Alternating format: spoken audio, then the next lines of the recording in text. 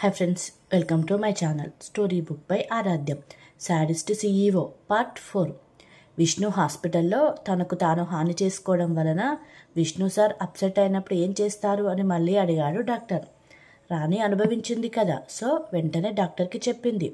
వర్క్లో పడిపోతాడు డాక్టర్, అలా అయితే అతనికి జరిగింది గుర్తుకు రాదు అని అంటుంది రాణి. ఓకే, అయితే విష్ణు సార్కి మేజర్ ఇంజురీస్ ఏమీ లేవు, మైనర్వే ఉన్నాయి, అందుకని రేపు విష్ణు సార్ని డిశ్చార్జ్ చేస్తాను అని చెప్పి వెళ్ళిపోయాడు డాక్టర్. రాణి అండ్ హరికృష్ణ గారు లోపలికి వెళ్ళి విష్ణును చూస్తారు. ఇంజెక్షన్ వల్ల ఇంకా మత్తులోనే ఉన్నాడు. వాళ్ళకి విష్ణుని చూడగానే ఏడుపు వచ్చేసింది. విష్ణు ఒక్కడే రూమ్లో ఉండటం వల్ల పల్లవి మాటలు గుర్తుకొచ్చి నవ్వుకున్నాడు. తన గురించి ఆలోచిస్తుంటే అప్పుడు గుర్తొచ్చింది పల్లవి హ్యాక్ టాపిక్.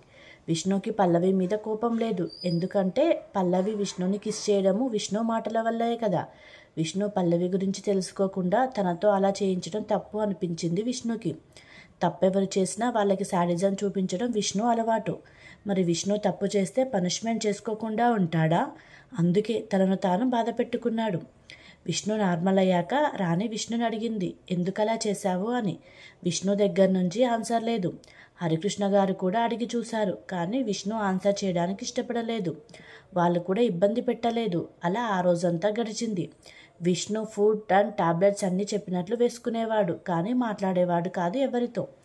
నెక్స్ట్ డే విష్ణుని డిశ్చార్జ్ చేయగానే హాస్పిటల్ నుంచి వెళ్ళిపోయారు. కార్ తిన్నగా ఒక ఇంటి ముందు ఆగగానే విష్ణుని రాణిని దిగమన్నాడు హరికృష్ణ గారు. విష్ణు రాణి దిగి ఆ ఇంటి వైపు చూశారు. వాళ్ళిద్దరూ అక్కడ చూసి షాక్లో ఉండిపోయారు. ఎందుకంటే అది విష్ణు ఉండే ఇల్లు కాదు.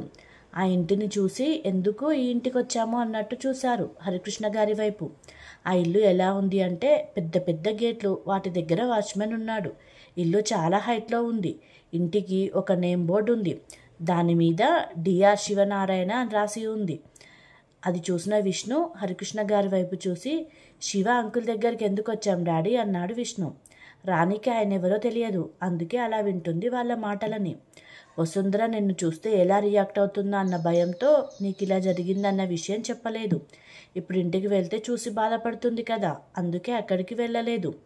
శివ అంకుల్ ఒక డాక్టర్ కదా, హాస్పిటల్లో బిజీగా ఉండి నిన్ను చూడ్డానికి కుదరక నైట్ 11కి వచ్చాడు నిన్న. అప్పుడు నువ్వు గాఢ నిద్రలో ఉన్నావు. అప్పుడు నిన్ను నిద్ర లేపడం ఇష్టం లేక డిశ్చార్జ్ చేసే మా ఇంటికి తీసుకురారా అన్నాడు. మేమిద్దరం మంచి ఫ్రెండ్స్ అయినా ఎప్పుడు కూడా ఒకరింటికి ఒకరం వెళ్ళడం జరగలేదు. మా ప్రొఫెషన్ అలాంటిది. మొన్న నీకు యాక్సిడెంట్ అయినప్పుడు ఆయన ఇంటి నుండే వస్తున్నాను. శివ ఎమర్జెన్సీ అని వెళ్ళిపోయాడు, అందుకే నీకు జరిగింది వెంటనే తనకి చెప్పలేదు. అందుకే తన ఆసుపత్రి కూడా మనం వెళ్ళలేదు అని చెప్పారు హరికృష్ణ గారు. ఇంతలో వాచ్మెన్ వచ్చి, సార్ మీరు బయట ఆగిపోతే మా సార్ ఒప్పుకోరు, కార్ లోపల పార్క్ చేయండి, ఆయన మీకోసం వెయిట్ చేస్తున్నారు అని చెప్పాడు.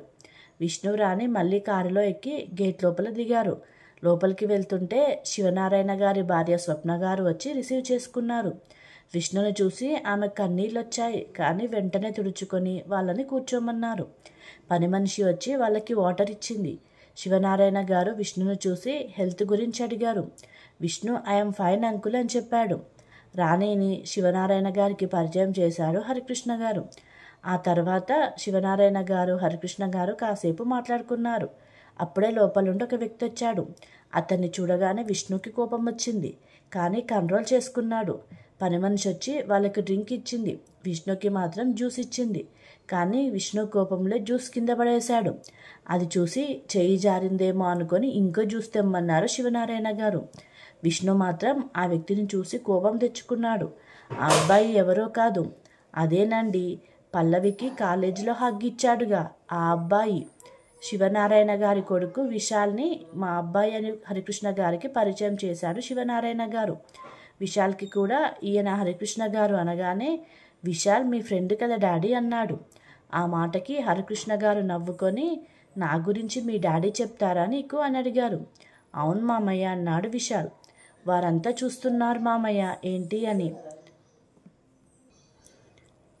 అది అర్థమైన విశాల్, అదేం లేదు, మామయ్య మిమ్మల్ని మా మామ అన్నయ్య అంటుంది కదా, సో మీరు మాకు మామయ్య కదా అనగానే అందరూ నవ్వుతారు, ఒక్క విష్ణు తప్ప.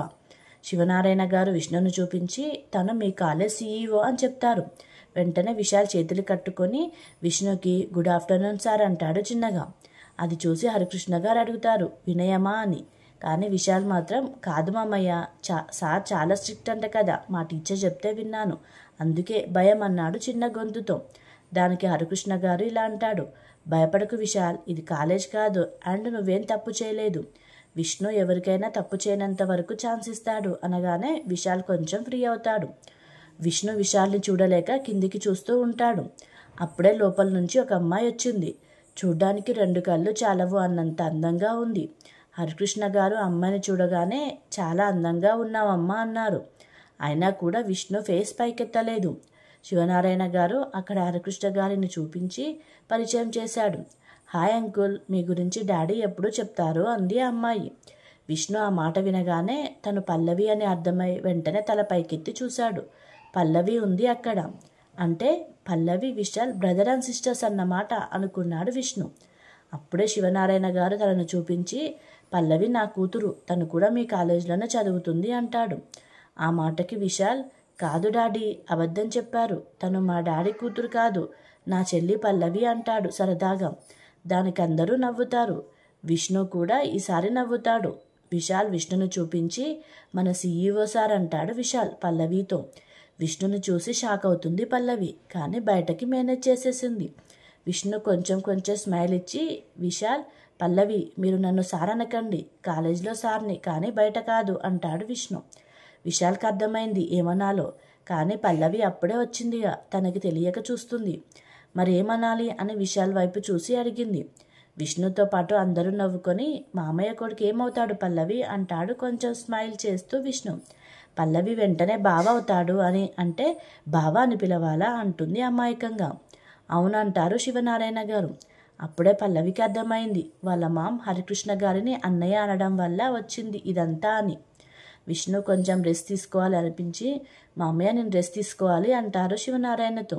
ఓకే విష్ణు అని, విశాల్ నువ్వు వెళ్ళి రూమ్ చూపించు అని చెప్తారు శివనారాయణ గారు.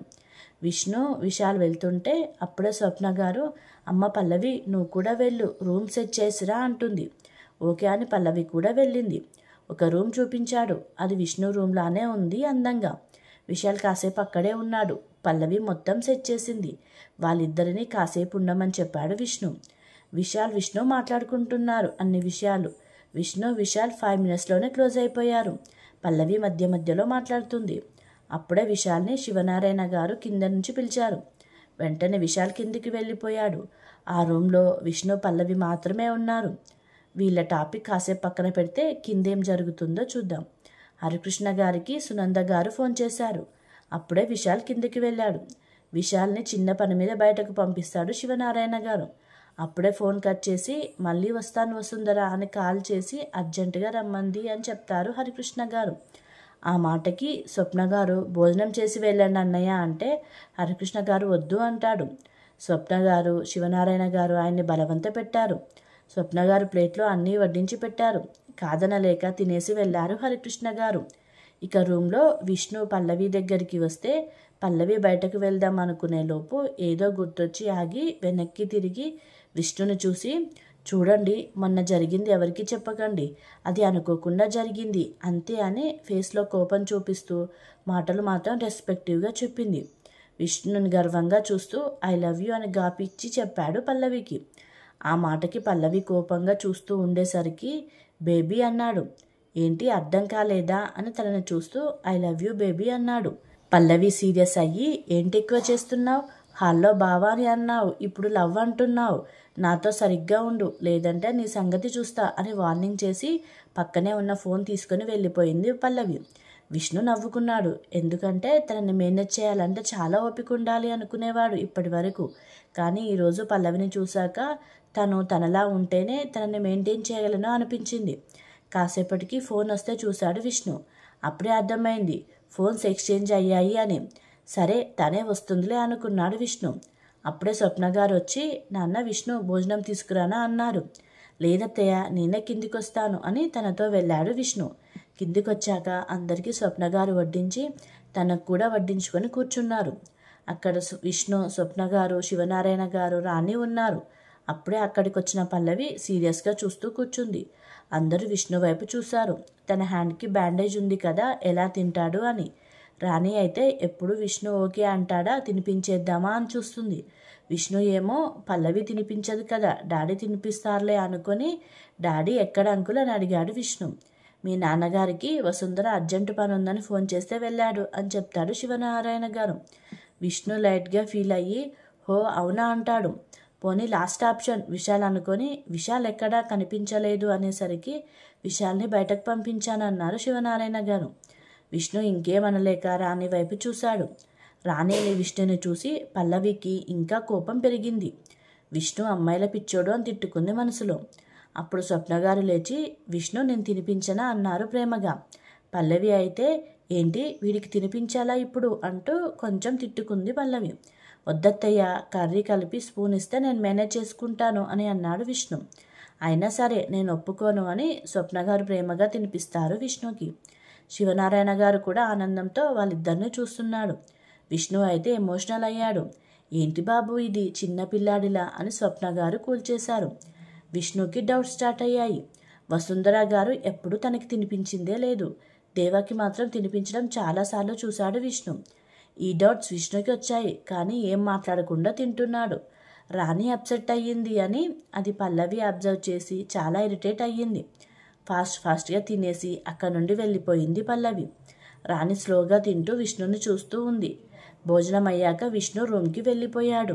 ఇక ఇంటికి వెళ్ళిన హరికృష్ణ గారు వసుంధర ఎందుకు అర్జెంటుగా రమ్మన్నావు అని అడిగాడు హరికృష్ణ గారు. ఎందుకేంటి, దేవాకి కంపెనీస్ ఇవ్వమని అడిగితే మీ ఇద్దరు ఇవ్వను అన్నారు. ఇప్పుడేమైంది, విష్ణుకి యాక్సిడెంట్ అయ్యింది, అదే దేవాకి ఇచ్చుంటే ఇలా అవ్వదుగా అంటూ తనకి నచ్చినట్టుగా స్టోరీ చెప్తుంది వసుంధర. దేవా కూడా అవును డాడీ, నాకు ఇవ్వడానికి మీకు ప్రాబ్లం ఏంటి, నేను మీ కొడుకునేగా, ఇంకా చెప్పాలంటే ఆ శాడిస్ట్ కన్నా నేనే బెటర్ కదా అనేసరికి హరికృష్ణ గారు దేవా చెంప చెల్లుమనిపించారు. వసుంధర గారు కూడా ఏం మాట్లాడకుండా చూస్తున్నారు. ఎందులో, తాగడంలోనా తిరగడంలోనా? నీకు కంపెనీస్ ఇస్తే ఇచ్చిన రోజే కంపెనీస్ రిమూవ్ చేసే పరిస్థితి తెస్తావు. నాకు తెలియదా నీ గురించి? ఇంకొకసారి కంపెనీ అన్నారంటే ఇంట్లో నుంచి వెళ్ళగొడతాను ఇద్దరిని అని గట్టిగా వార్నింగ్ ఇచ్చారు హరికృష్ణ గారు.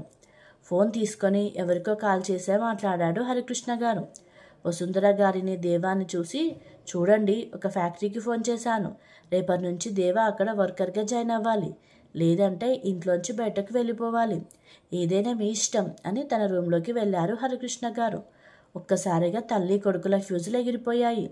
ఒకరి మొహాలు ఒకరు చూసుకొని బాధపడ్డారు. దేవా చెంపకి ఐస్ పెట్టింది తల్లి వసుంధర. హరికృష్ణ గారు దేవా డీటెయిల్స్ అన్నీ ఫ్యాక్టరీ ఓనర్కి చెప్తూ ఫోన్ మాట్లాడుతున్నాడు. ఇక పల్లవి విషయానికి వస్తే పల్లవి ఫోన్ ఓపెన్ చేయడానికి చూసింది. అప్పుడే గుర్తొచ్చింది తనకి అది విష్ణు ఫోన్ అని. సరే ఇచ్చేసి నా ఫోన్ తెచ్చుకుంటాను అని విష్ణు రూమ్ వైపు వెళ్ళింది పల్లవి. డోర్ ఓపెన్లో ఉండటంతో లోపలికి వెళ్ళి పిలిచింది పల్లవి. అప్పుడే విష్ణు టాబ్లెట్స్ వేసుకోవడానికి ట్రై చేస్తున్నాడు, కానీ కుదరటం లేదు. పల్లవి వెళ్ళి హెల్ప్ చేసి వాటర్ ఇచ్చింది తాగమని. విష్ణు టాబ్లెట్స్ వేసుకొని థ్యాంక్స్ పల్లవి, చెప్పడం మర్చిపోయా, ఈరోజు చాలా అందంగా ఉన్నావేంటి అంటాడు విష్ణు. పాపం కదా అని హెల్ప్ చేశాను, దానికి అడ్వైస్ తీసుకోవడానికి ట్రై చేయకు అని పల్లవి కొంచెం కోపంగా చెప్పింది. ఓకే ఓకే అంటూ లోపల నవ్వుకుంటాడు విష్ణు. అప్పుడే రాణి రూమ్కి వచ్చి పల్లవిని చూసి కొంచెం జెలసీ ఫీల్ అయ్యి కావాలనే బాగా టాబ్లెట్స్ వేసుకున్నావా అంటూ విష్ణుని టచ్ చేస్తూ అడిగింది.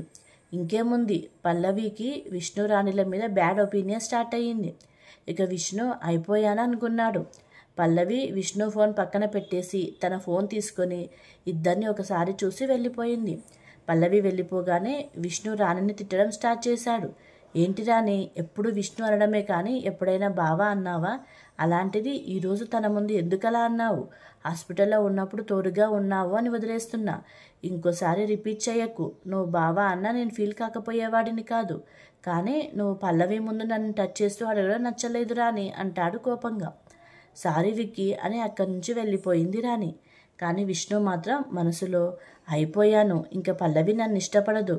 ఆ లుక్ చూడు ఎంత సీరియస్గా పెట్టిందో. నేను సీఈఓ అనా లేక అది నాకు సీఈఓనో అర్థం కావట్లేదేంటి?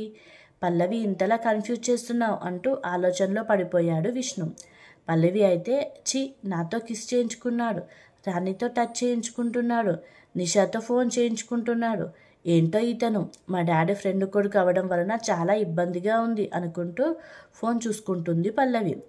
ఓకే ఫ్రెండ్స్, ఇంతకీ పల్లవి చెప్పిన నిషా ఎవరు? రాణి మనీ కోసం వస్తుందా లేక విష్ణు కోసమా? రేపు దేవ ఫ్యాక్టరీలో వర్క్లో జాయిన్ అవుతాడా లేదా? నెక్స్ట్ భాగంలో చూద్దాం. మీకు ఈ కథ నచ్చినట్లయితే ఈ ఛానల్ని సబ్స్క్రైబ్ చేసుకోగలరు.